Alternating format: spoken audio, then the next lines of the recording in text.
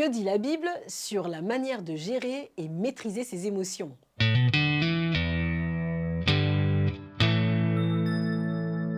À quoi ressembleraient les hommes s'ils ne réagissaient jamais sous le coup de l'émotion, mais étaient toujours maîtres de leurs émotions?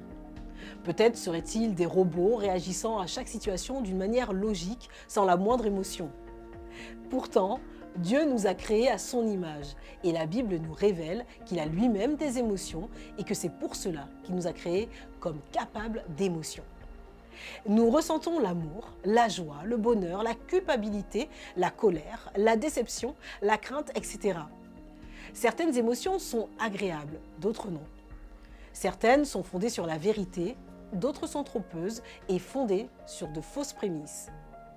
Si, par exemple, nous croyons à tort que Dieu n'est pas aux commandes de notre vie, nous en ressentirons peut-être de la crainte ou du désespoir.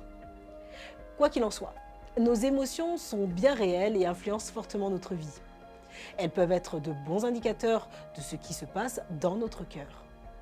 Cela dit, il est important d'apprendre à gérer nos émotions au lieu de les laisser nous dominer. Par exemple, si nous sommes en colère, nous devons pouvoir nous interrompre, identifier l'objet de notre colère, nous examiner nous-mêmes afin de déterminer pourquoi nous sommes en colère, puis gérer notre colère d'une manière biblique. Si nous ne maîtrisons pas nos émotions, cela a souvent des conséquences qui n'honorent pas Dieu, car la colère de l'homme n'accomplit pas la justice de Dieu, selon Jacques, chapitre 1, verset 20. Nos émotions, de même que notre corps et notre esprit, sont fortement influencées par la chute de l'homme dans le péché. Elles sont marquées par notre nature pécheresse, et c'est pour cela que nous devons les maîtriser. La Bible dit que nous devons laisser le Saint-Esprit, pas nos émotions, prendre les rênes de notre vie. Si nous reconnaissons nos émotions et les apportons à Dieu, nous pouvons lui soumettre notre cœur afin de le laisser agir en nous et nous diriger. Parfois, nous aurons seulement besoin qu'il nous réconforte, nous rassure, nous rappelle que nous n'avons rien à craindre, tandis que d'autres fois, il nous poussera à pardonner ou à demander pardon. Les psaumes illustrent très bien comment nous devons gérer nos émotions en les confiant à Dieu. Plusieurs d'entre eux sont très chargés en émotions, répandus devant Dieu afin de rechercher sa vérité et sa justice. Partager nos émotions avec d'autres est également utile pour apprendre à les gérer. La vie chrétienne n'est pas faite pour être vécue en solitaire. Dieu nous a donné nos frères et sœurs afin que nous puissions porter les fardeaux les uns des autres. Les autres croyants nous rappellent les vérités divines et nous aident à avancer. Quand nous sommes dans la crainte ou découragés, ils nous encouragent, nous exhortent et nous fortifient. Quand nous encourageons les autres, cela nous encourage souvent nous-mêmes.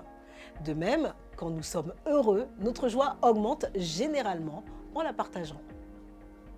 Dieu ne veut pas que nous nous laissions dominer par nos émotions, ni que nous les nions ou diabolisions.